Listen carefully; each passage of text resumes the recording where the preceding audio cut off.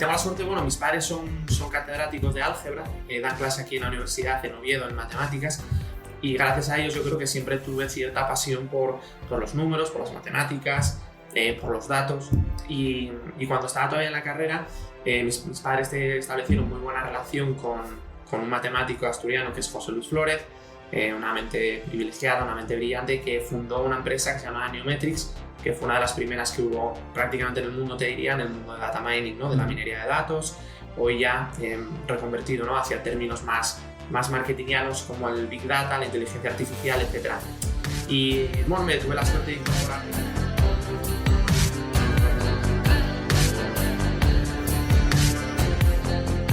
Hola a todos y a todas, bienvenidos y bienvenidas a la segunda temporada del podcast de Asturias Power. Buenos días, buenas tardes o buenas noches en función del momento del día en el que escuchéis este programa. Hemos estado unas semanas de descanso, aunque hemos aprovechado esos días para preparar nuevos contenidos para este podcast. Contenidos que lógicamente pues iremos presentándoos en las próximas semanas. La idea es seguir con esta duración o este periodo de publicación semanal de capítulos, de episodios. Y también hemos aprovechado para introducir una nueva modalidad que será el formato en vídeo, entrevistas que vamos a hacer en vídeo a profesionales asturianos destacados. Nos gustaría que esas entrevistas fueran presenciales, de hecho la primera así ha sido, que os desvelaremos en los próximos días con quién, pero nos gustaría que fueran presenciales siempre este tipo de entrevistas, con lo cual bueno, pues estaremos un poco también dependiendo de cómo evolucione el COVID y si podemos hacer esto siempre de esta manera, ¿no? Así que nada, simplemente agradeceros a todos el apoyo que nos habéis mostrado durante la primera edición, con los 18-19 episodios que hemos grabado. Y nada, invitaros a que sigáis apoyándonos en esta iniciativa y pues recomendando en las distintas plataformas de podcast, tanto en Spotify como en Google, como en Apple, y también en iVoox y en Podimo, pues que dejéis comentarios y que interactuéis un poco con ello, que siempre nos vendrá bien.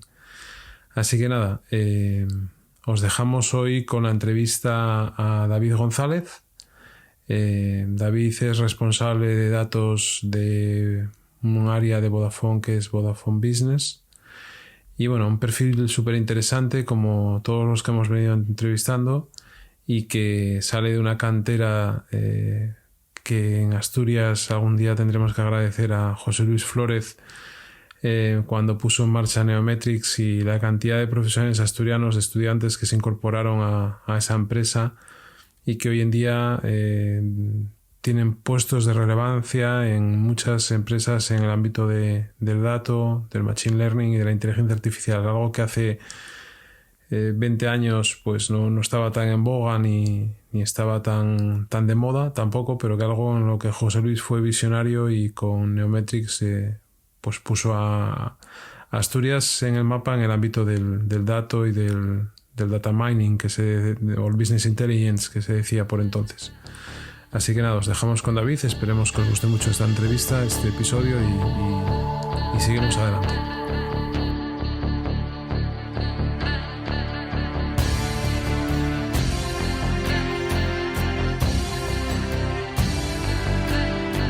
Hoy estamos con David González. David es el primer visitante que viene a La Pipa a grabar el podcast de Asturias Power, con lo cual muchas gracias, David, por visitarnos. David está pasando unos días de vacaciones en Asturias.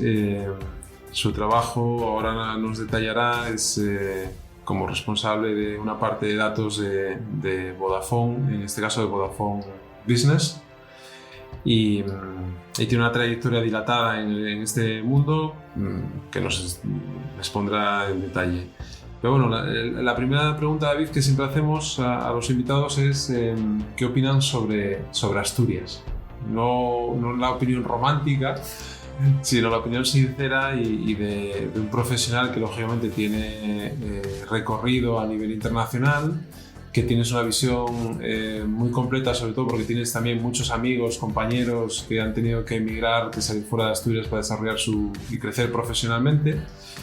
Pero yo siempre pregunto y siempre veo de manera positiva que en Asturias también hay cosas que se están haciendo bien y que quizás también debido a esta situación excepcional de pandemia o de crisis sanitaria que estamos viviendo, pues que se nos pueden abrir otra serie de oportunidades, ¿no? Como entorno que tenemos, que no es que sea, vamos a decir siempre que sea el mejor del mundo ni que sea el mejor sitio para trabajar, ¿no? O para desarrollar una actividad, porque hay otros sitios que también son buenos y que ofrecen otras oportunidades, pero sí quizás tenemos un entorno que puede ayudar a desarrollar esas nuevas estrategias o esas nuevas visiones a nivel económico, social, de desarrollo, pero sobre todo en la que los jóvenes universitarios o emprendedores o empresarios pues quieran desarrollar su actividad, ¿no? ¿Cómo ves Asturias en la distancia?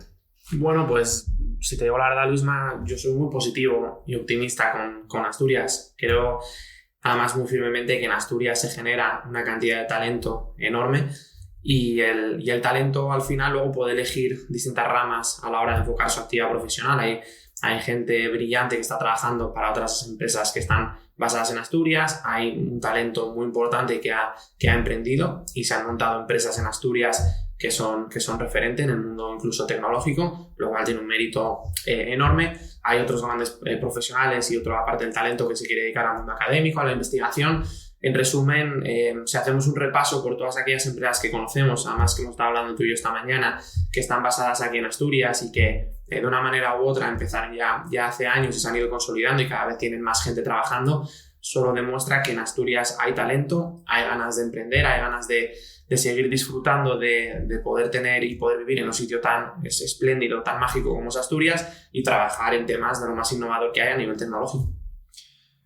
¿Y tú crees que aparte de ese ámbito tecnológico puede haber otras líneas de actuación que puedan ser interesantes para nosotros? No sé, temas...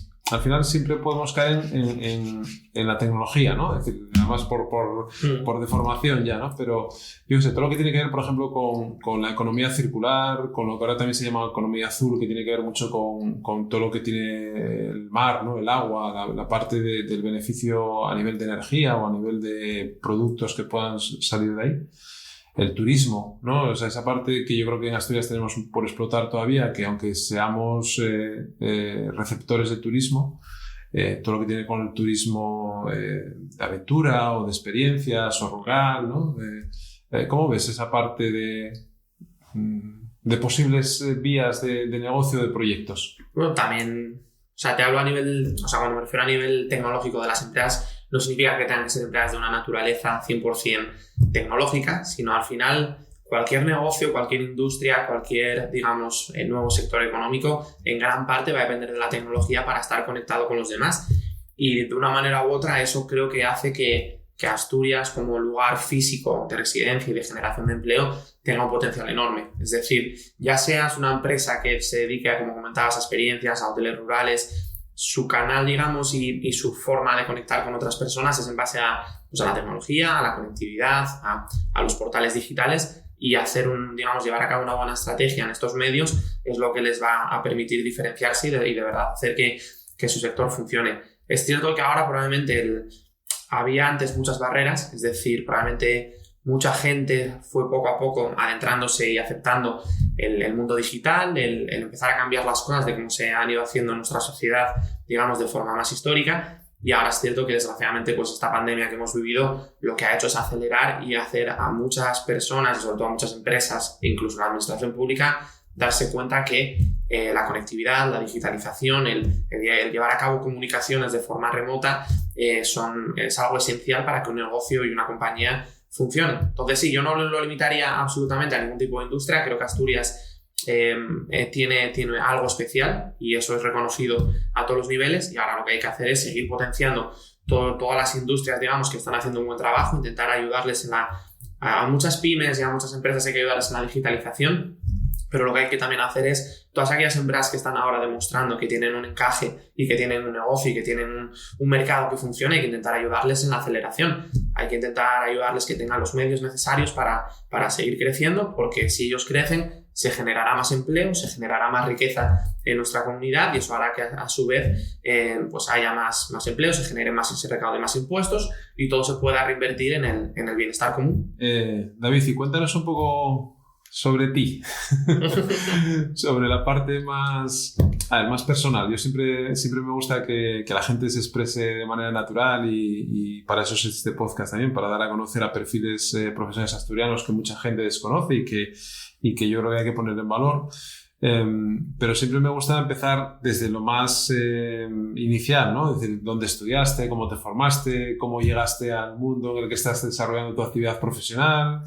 Bueno, un poco más ese David niño, persona, sí. Profesional. Bueno, aquí en Asturias, en todos los sitios todo el mundo me llama Davo. O sea, el nombre David casi forma parte de cuando era un niño y de cuando mis padres me echaban la bronca. Pero bueno, crecí aquí en Oviedo, fui al Colegio Meres, donde prácticamente mis mejores amigos vienen del mundo, digamos, del colegio y luego después del colegio también de la universidad, que son mis compañeros de Teleco. Entonces, pasé toda, digamos, mi infancia y mi juventud aquí en Asturias, del Meres a Teleco en Gijón, donde junto con mucha otra gente y grandes amigos nos tocaba venir todos los días por la mañana, pasar el día en la Escuela Politécnica y luego volver a Oviedo. El último año de Teleco me fui a Italia a hacer el proyecto, me fui de Erasmus, que como todos los que estén escuchando que han vivido un Erasmus saben que es un año mágico en nuestra vida.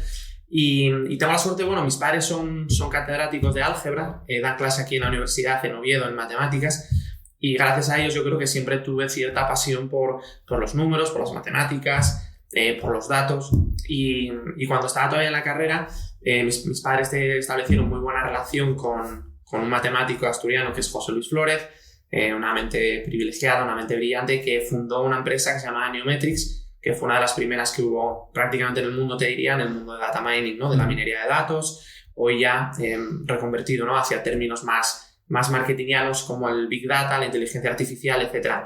Y me tuve la suerte de incorporarme con él a esa compañía hace ya más de 10 años, hace unos cuantos años, y junto conmigo también se incorporaron otros compañeros de Teleco, chavales también excepcionales a nivel digamos, académico y obviamente también a nivel profesional.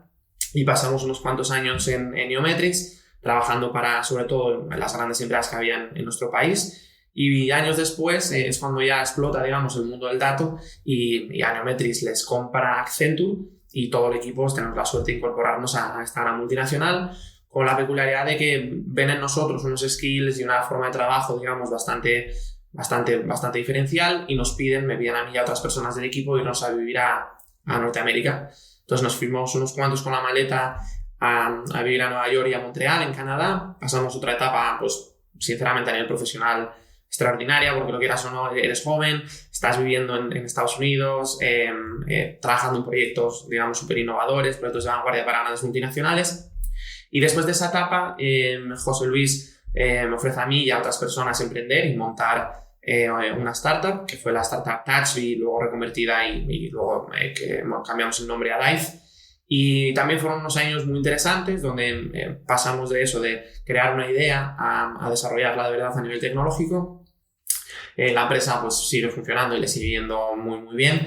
Y llegó un momento en el que después de pasar en esta etapa varios años, entre ellos un año y medio otra vez en Nueva York, en la parte, digamos, más de captación de clientes y de búsqueda de inversores, etc., volví decidí dar otro paso en mi carrera, buscar mi siguiente reto profesional y fue cuando, casualidades de la vida, mientras trabajaba en Nueva York con Accenture, uno de los proyectos fue para Prudential, que es una entidad, digamos, de servicios financieros en Estados Unidos, muy grande a nivel global.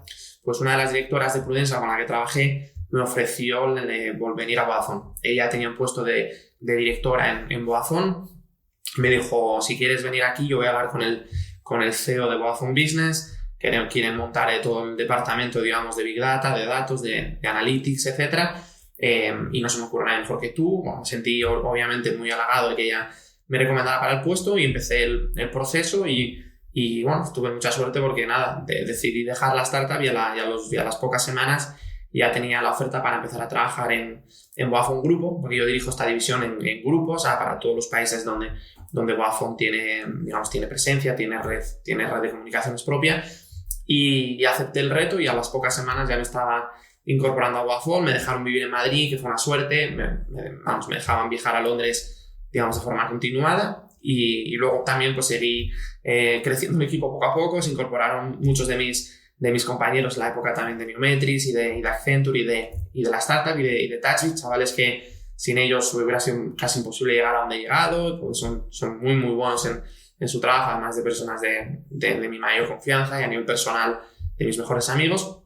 Y a día de hoy pues ya llevo 3 años en Vodafone Business, hemos crecido muchísimo el equipo. Lo tenemos repartido entre Madrid, Londres, Budapest y la India, y cada vez pues, vamos a seguir creciendo. El trabajo que hacemos nos apasiona, es una gran suerte tener como una pequeña startup dentro de una gran multinacional como es Vodafone, y nada, a seguir disfrutando el día a día, y es un poco la historia. ¿Cuántas personas tienes ahora a tu cargo en el equipo? Pues nosotros tenemos toda la parte nuestra de lo que es Data Science, inteligencia artificial, que es como una organización más directa, que a día de hoy somos 25 personas. Y luego también nosotros, dentro de nuestro presupuesto, como pasa en todas las grandes multinacionales o en todas las empresas, nosotros tenemos un equipo de tecnología dedicado para ayudarnos con todas estas actividades, estos proyectos, etcétera. Y ese equipo son otras 40, 50 personas más.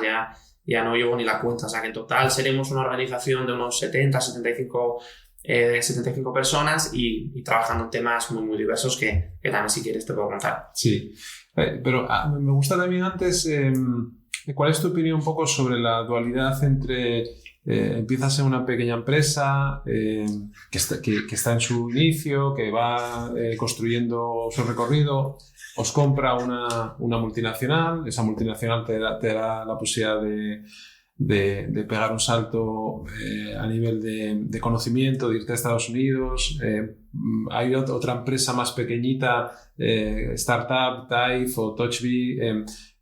¿Cómo ves esa diferencia entre una empresa que empieza, la multinacional, los procesos, quizás también la parte que yo siempre insisto mucho del talento que se genera en todas las empresas? Porque otra cosa, Jorge, súper importante es que Asturias se convirtió en un momento dado, no sé si lo sigue siendo así, pero en una cuna seguramente que no hay muchos sitios en España donde se haya aglutinado tantos profesionales vinculados al dato y en un entorno también muy, muy pionero, ¿no? Es decir, yo creo que no hay muchos sitios en España que haya ocurrido eso en los últimos 15 años.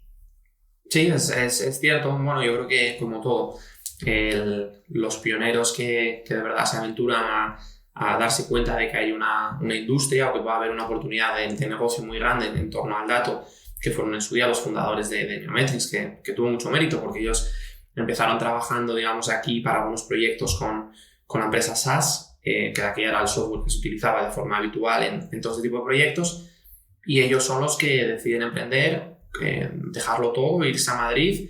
Te estoy hablando de hace casi 20 años, o sea que, por ejemplo, yo seguía todavía en la universidad.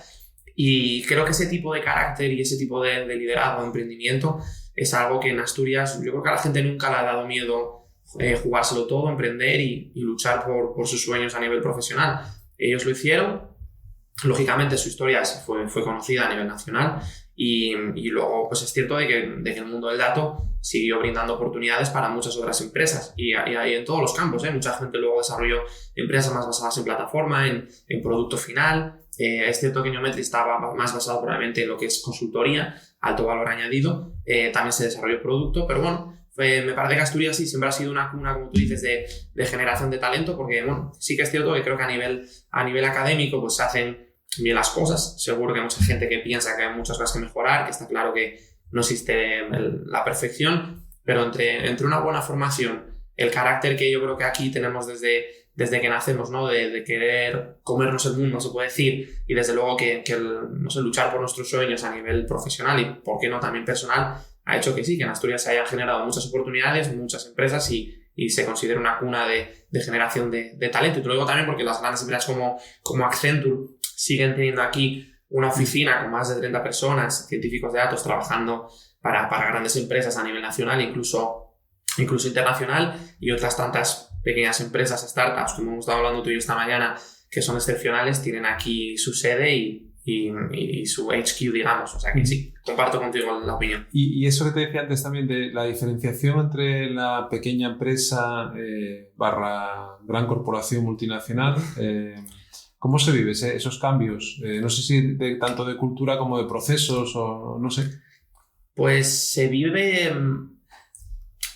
Te voy a contar, gran parte del factor de decisión de cuando decidí también incorporarme a Vodafone, que durante ese verano estaba también en conversaciones para otros puestos de trabajo, fue el querer completar el círculo, como tú has dicho. Es decir, trabajar en una consultora pequeña te da y te aporta mucho, porque probablemente a nivel de conocimiento es muy diferencial, porque es gente muy, muy de nicho, profesionales con un conocimiento muy especializado. Te abre la puerta de otras empresas. Es cierto que te cuesta más porque no tienes lógicamente el músculo a nivel de negocio y de impacto con los clientes que puede tener obviamente una gran multinacional como Accenture. Entonces, cuando pasas de una pequeña a una grande como Accenture, ves la gran llegada, ¿no? Ves el poder de una gran marca como es Accenture. Ves la facilidad, digamos, de tener conversaciones con todos los clientes a nivel más alto, de cerrar proyectos, etc. Y luego el mundo startup, pues vuelves a empezar de cero y ves lo difícil que es todo. Porque al final, si te dedicas a una startup que desarrolla producto, que desarrolla tecnología, que es B2C, te enfrentas al gran reto, ¿no? De conseguir que haya una adopción, que los usuarios adopten nuevas aplicaciones o nueva tecnología, y eso es muy difícil hoy en día. Todos los emprendedores que sepan, ¿no?, que estén trabajando en crear algo B2C saben que es un reto muy, muy grande y se necesita mucho dinero, mucha inversión en marketing. Entonces te las das de bruces contra esa realidad. Pero si creas una tecnología, una empresa, una plataforma, un producto para B2B, el gran reto es que los ciclos comerciales en las empresas son muy lentos. Entonces tú necesitas de capital para seguir manteniendo las operaciones, seguir desarrollando el producto, seguir teniendo algo diferencial, y a la vez tienes que sufrir los procesos comerciales de las grandes empresas, que se pueden dilatar hasta año y medio, 2 años.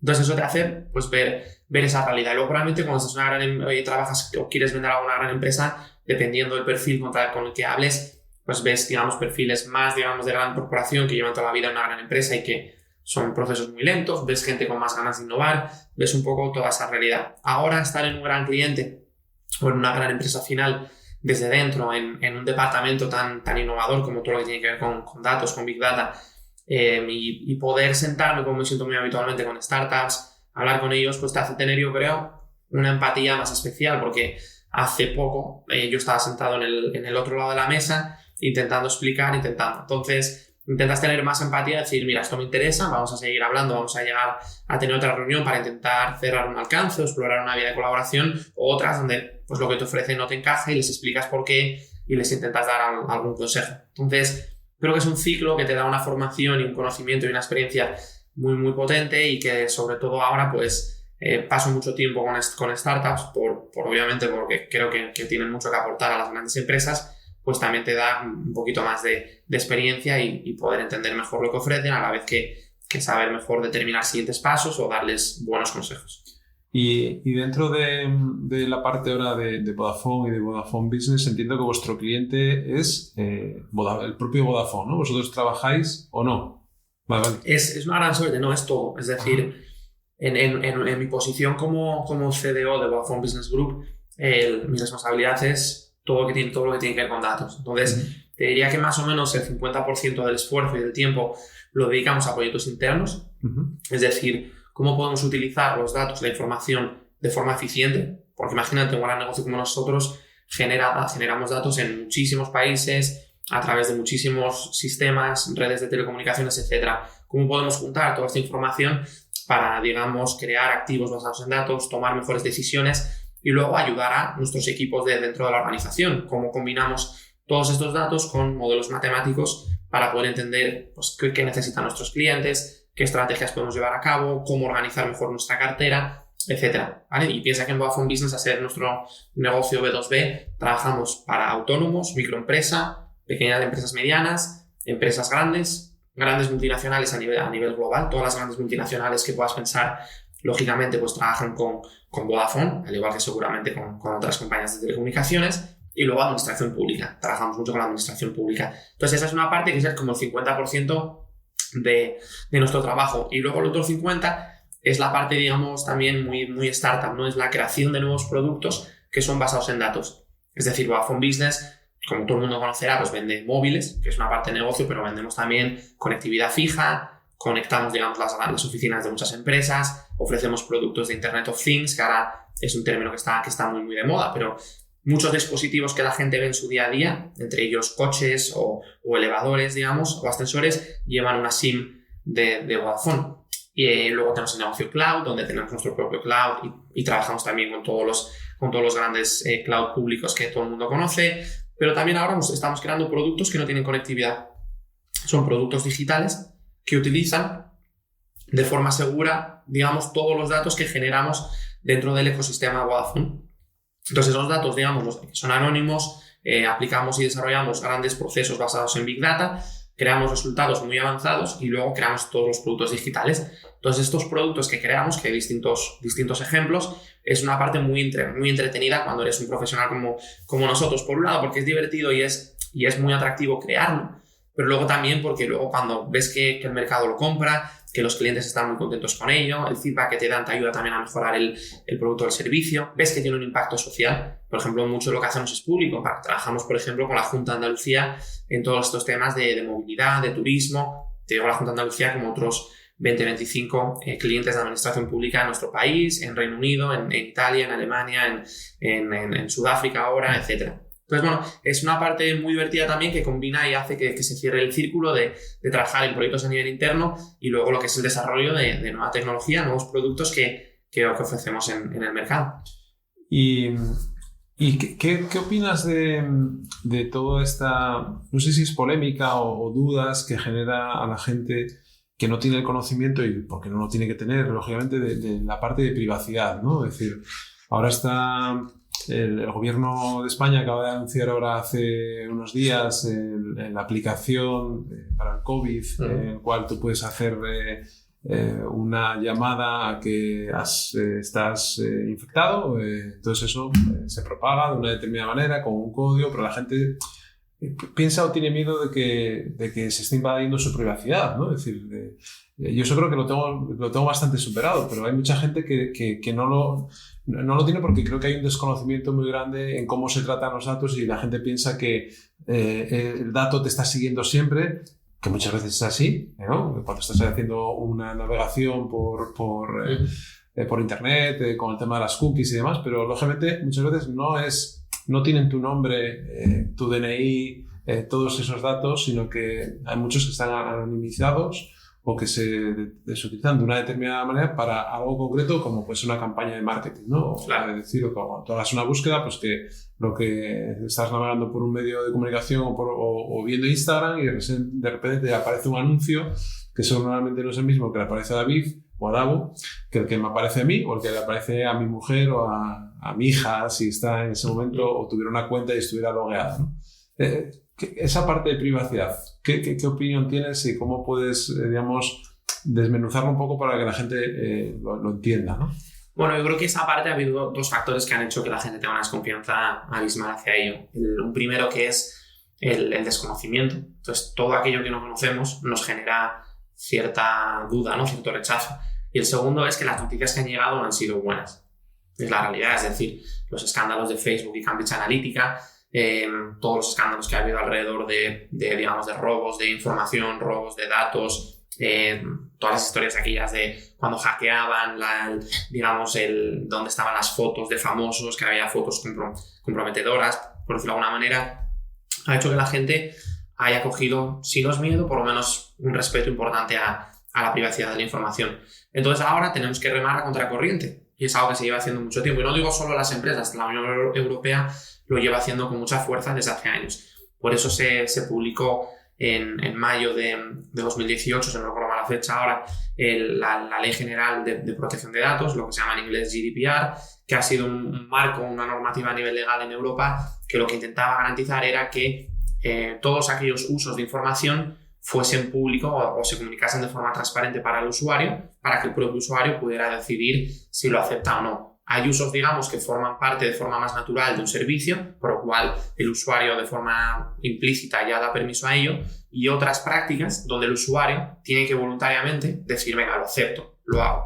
¿vale? Entonces eso es lo que ha hecho que a día de hoy por lo menos hay un marco legal que proteja la privacidad y la seguridad de las personas. Y por ponerte un ejemplo de cómo lo hacemos nosotros.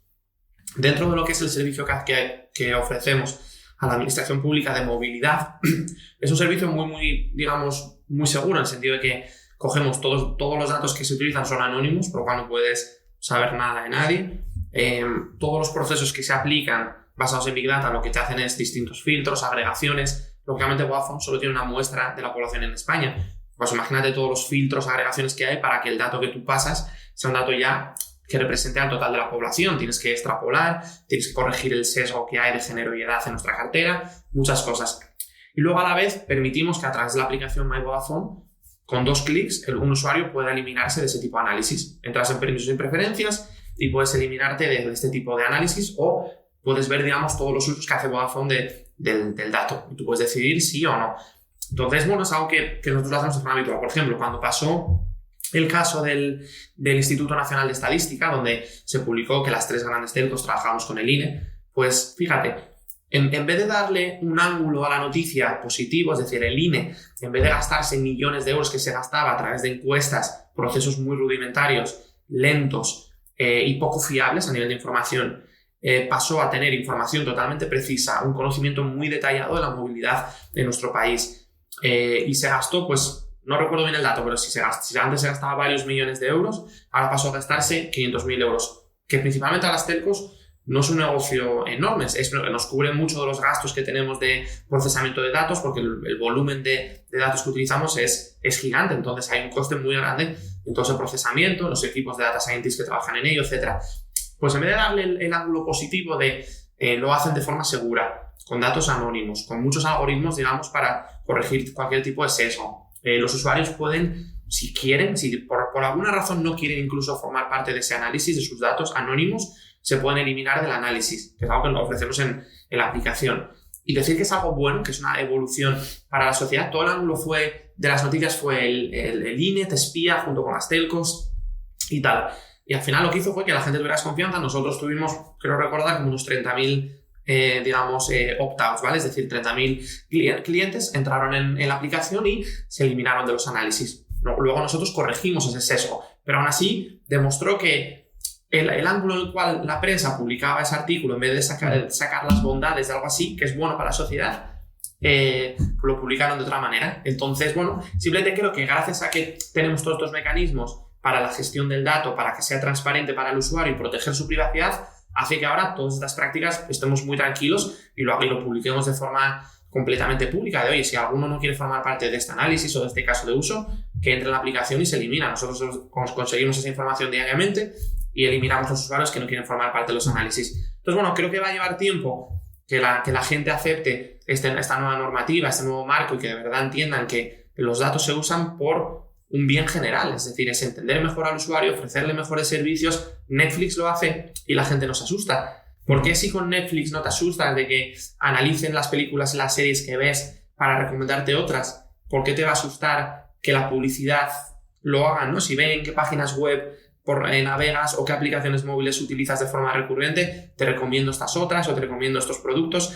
¿Por qué nos asusta una cosa sí y otra no? ¿Por qué desconfiamos más de si lo hace un banco o una telco versus si lo hace Netflix? Lo hace Netflix, es perfecto. Claro, ese es quizás porque la opción de Netflix es mucho más casual, no sé si denominarlo así, ¿no? Y es más aceptada, y seguramente porque quizás al principio la información o la desinformación hacia el cliente pues no haya sido la mejor, ¿no? No se le haya explicado, oye, estoy haciéndote esto y con esto te voy a ofrecer esto, ¿no? Es decir, sí. no lo sé, bueno. Pero tampoco dice Netflix, te dice, te digo una cosa, en base a lo que veas, te voy a recomendar unas series u otras. Tampoco te lo dice así, simplemente tú lo ves como implícito y lo ves algo positivo de un servicio de vídeo bajo demanda, y ahí lo ves positivo. Incluso, muy posiblemente, si entras en Amazon.com o en cualquier supermercado en su portal digital y haces la compra online, los productos que luego te recomienda son basados en tu cesta de la compra. ¿Nos asusta eso? No. Pues entonces lo que tenemos que conseguir es que, a medida que pasa el tiempo, la gente vea normal que el dato se utiliza de forma segura, de forma transparente y que se hace con un bien de mejorar siempre la experiencia de usuario, entender qué cosas funcionan y qué cosas no, o incluso crear mejores servicios que beneficien a un bien común. Eso es algo que creo que es muy positivo y que la sociedad, a medida que pase el tiempo y las noticias que salgan alrededor de ello sean buenas, no sean el escándalo de Facebook y Cambridge Analytica, no sea lo que está pasando ahora y que si muchos anunciantes han dejado ahora de publicitarse en Facebook por las prácticas que consideran que no son las más adecuadas. Cuando las noticias que se publiquen sean las buenas, yo creo que la gente dejará de tener tanto miedo. Yo creo que eso nos pasa también en Asturias, ¿no?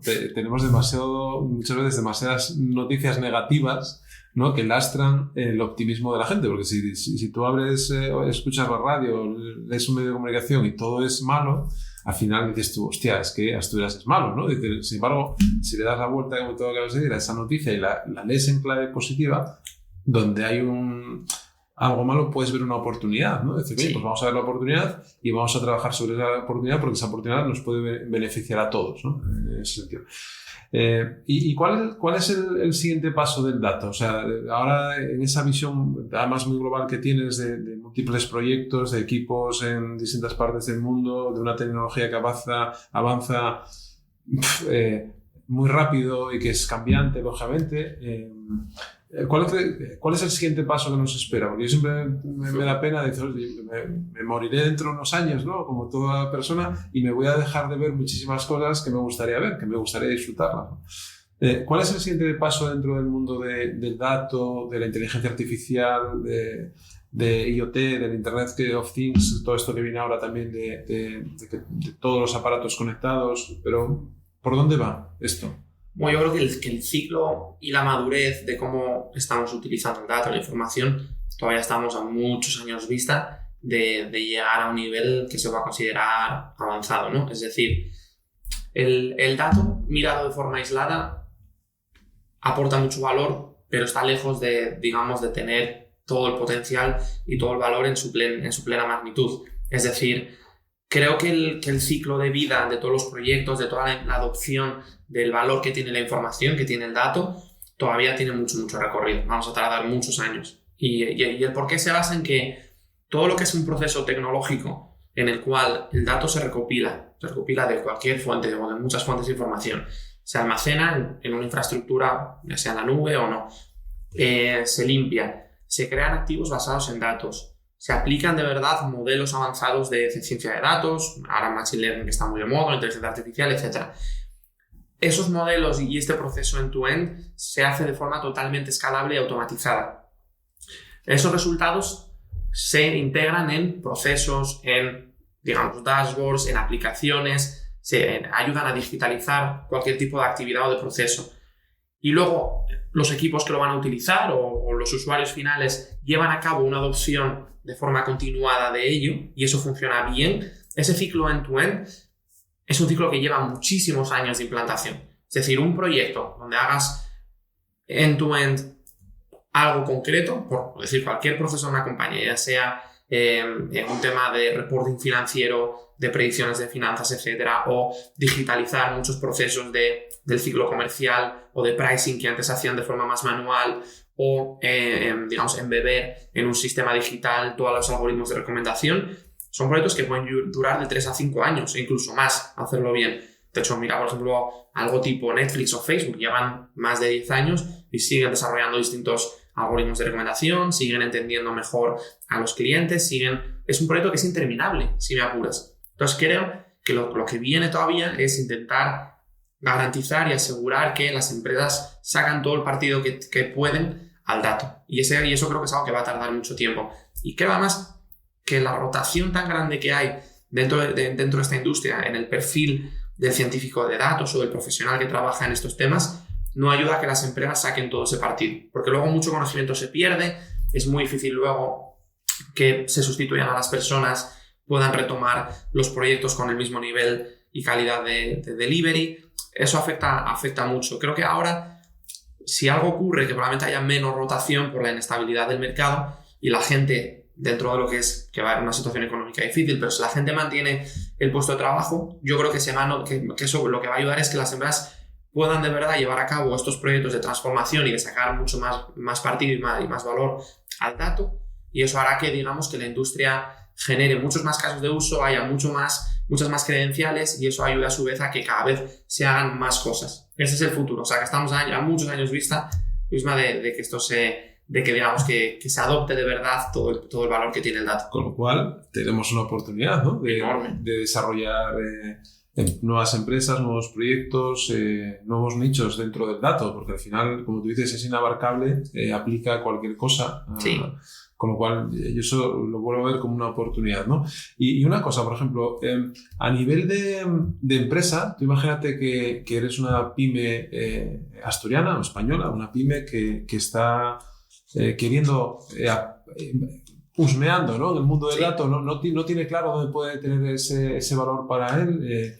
Imagínate una empresa como Capsa, Central de Asturias, que es una gran empresa, ¿no? Es una empresa ya consolidada que está creando equipos igual internos para que puedan conocer, explotar ese dato, pero también tiene 10 consultoras a la puerta, picando a la puerta para decirle, oye, que esto te lo hago yo, ¿no? Esto yo sé cómo hacerte, cómo aportar valor, tal.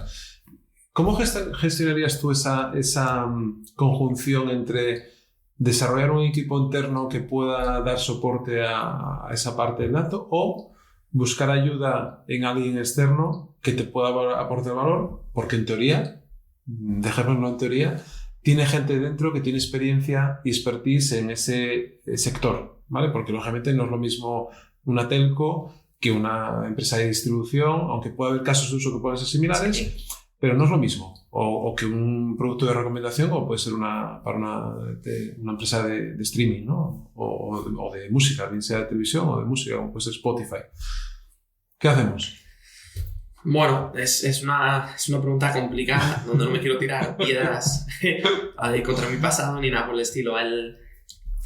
Creo que hay muchos factores primero que tienes que valorar, es decir, tienes que valorar el presupuesto que tienes y de verdad las ganas de invertirlo en un tercero. Porque esto no es magia. Es decir, claro, la gente piensa que vamos a hacer un proyecto de data o de inteligencia artificial, machine learning o llámalo como quieras, y que esto es darle a la tecla no. y que ya te da el resultado óptimo y entonces empiezas a ganar dinero porque haces eso. No, de hecho es que incluso gran parte del esfuerzo siempre suele ser el conseguir los datos, preparar, digamos, los datos para que sean usables, digamos, dentro de lo que es la parte de mayor valor añadido, etc. Yo creo que es una decisión que tienes que pensar de donde valores eso, el presupuesto, el tiempo, digamos, la visión a corto y a largo plazo, la capacidad que vas a poder tener el día de mañana de internalizar esos recursos, esos perfiles. Todo entra en juego, es decir, si tienes una necesidad muy urgente, muy puntual de, oye, necesito llevar a cabo todos estos análisis, mi gente está muy ocupada en otros temas que son súper importantes, tengo presupuesto, pues es lógico que te apoyes de externos. Las empresas suelen tener mucha facilidad pueden tener facilidad para, digamos, montar un equipo en días de forma inmediata y que ese equipo te apoye en todas estas actividades que tienes que realizar en un plazo de urgencia. Si quieres desarrollar con una visión muy estratégica a largo plazo un proyecto que es core en tu organización, que es completamente transformacional, que va a ser, digamos, el motor el día de mañana, utilizando información, utilizando datos, utilizando modelos matemáticos, es más posible que quieras tomarlo con calma, pensar bien la estrategia, pensar bien el equipo que necesitas, internalizar ese equipo para tener pues, el conocimiento dentro de la casa, mantener la propiedad intelectual, mantener, digamos, todo ese conocimiento para poder hacer evoluciones el día de mañana. Y luego tienes la situación intermedia donde hay mucha gente que opta por un modelo mixto, ¿no? Dices, tengo más o menos prisa en hacerlo, no quiero retrasarme hasta tener todo el equipo montado, pues ficho ciertas personas clave dentro de mi equipo, lo complemento con perfiles, digamos, de consultoría y empezamos ya a trabajar y progresivamente vamos haciendo la internalización de estos recursos, pero bueno, al principio pues las consultoras me ayudan a poner en marcha el proyecto, empezar el desarrollo, etcétera. Ahí, depende mucho de lo que te digo, depende de cada persona el modelo en el que quiera trabajar, el presupuesto, los plazos, la visión estratégica, todo influye. Bueno, y oye, por último, ¿qué le dirías a los jóvenes que están estudiando o que quieren iniciarse en este mundo, ¿no? Que les llega esto de que el dato ahora es el nuevo maná, ¿no? Como dicen, el nuevo petróleo, no sé si es así o no, pero ¿Qué les aconsejarías? ¿Cuál sería tu consejo? Porque además yo creo que el acercamiento a este ámbito de negocio puede venir por distintas titulaciones y por distintas áreas, sí. Pero más allá del título, de la carrera, tú estudiaste Teleco, puedes venir de matemáticas, física, química, no sé. Sí. Todo lo que tenga que ver cuando tienes una capacidad de raciocinio vinculado con el número, ¿no? Con la matemática, yo creo que ahí tienes esa inteligencia para procesarlo al final, o de la ingeniería, ¿no? De una misma ingeniería que no sea de telecomunicaciones, sino que sea una ingeniería técnica. ¿Pero qué les recomendarías a esos chavales que están ahí, que les gusta ese mundo? Bueno, lo primero que les diría es que el dato no es el petróleo, es el agua en el siglo XXI. Es decir, las empresas que no utilizan datos no van a sobrevivir o no han sobrevivido. La información es vital para una empresa en su día a día, en su estrategia, en su actividad, por lo cual, lógicamente, es un campo de trabajo que es presente, que es realidad y que es futuro. Eso no quepa ninguna duda. El consejo que les daría es, lo que tú has dicho, si se sienten cómodos, si les apasiona trabajar con información, tener retos a nivel tecnológico y les gusta probablemente la parte de programación, porque todo lo que hacemos en el día a día es programar, es desarrollar, digamos, soluciones que utilizan datos y programar en distintos lenguajes, pues es un campo de trabajo donde van a tener oportunidades 100%, donde van a poder aprender una barbaridad y donde van a poder desarrollar una gran carrera profesional que está razonablemente, creo que está muy bien remunerada, porque es un empleo que a día de hoy las empresas necesitan y están buscando casi de forma continua. Y les diría que si se sienten de esa manera cuando trabajan con números, que no duden en intentar orientar su carrera por este campo.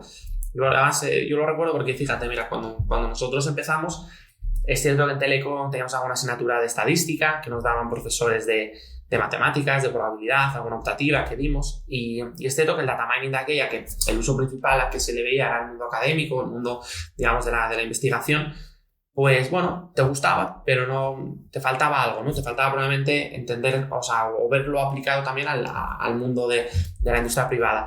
Cuando por ejemplo, Neometris en esa época ve claramente esa oportunidad y yo me incorporo y empecé a hablar con muchos compañeros de Teleco, probablemente el data mining no es, como tú decías, un empleo que es una consecuencia o una salida habitual en telecomunicaciones, no lo es.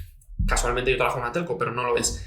Pero muchos de mis amigos les dije, a todos vosotros que os encantan las asignaturas de matemáticas, que os gustaban también las de programación y que se nos daba bien, les digo, tenéis que probar en este campo de trabajo. Y todos aquellos que hace más de 10 años empezaron a trabajar en este campo, todos a día de hoy siguen, todos a día de hoy han ido creciendo profesionalmente, todos a día de hoy les encanta su trabajo, se levantan por la mañana, les encanta ir a trabajar, disfrutan del día a día, disfrutan de su empleo.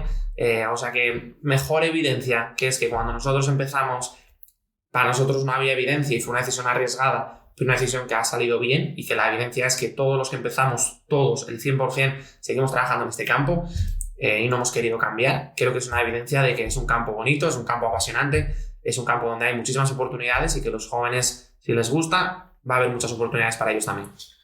Bueno, David, oye, pues muchísimas gracias por tu tiempo, por tu visita a La Pipa. A ti por la invitación.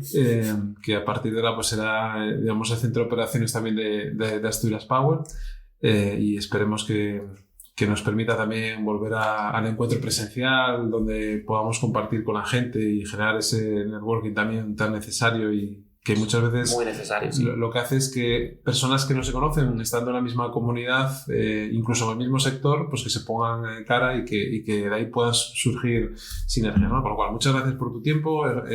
Siempre es un placer ver y conocer a profesionales que han crecido y que siguen creciendo dentro de su sector o de otros sectores.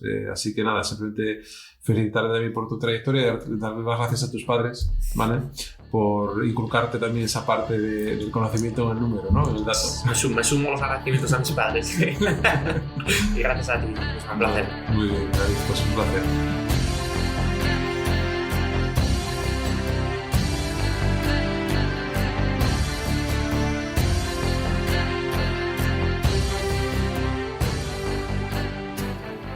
Espero que os haya gustado este episodio con David González.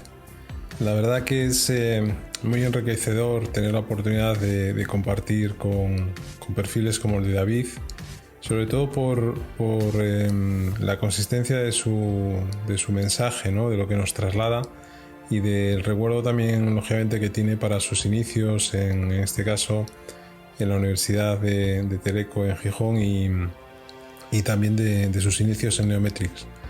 Así que simplemente agradecer a David la oportunidad que nos ha brindado de poder hacer este podcast con él.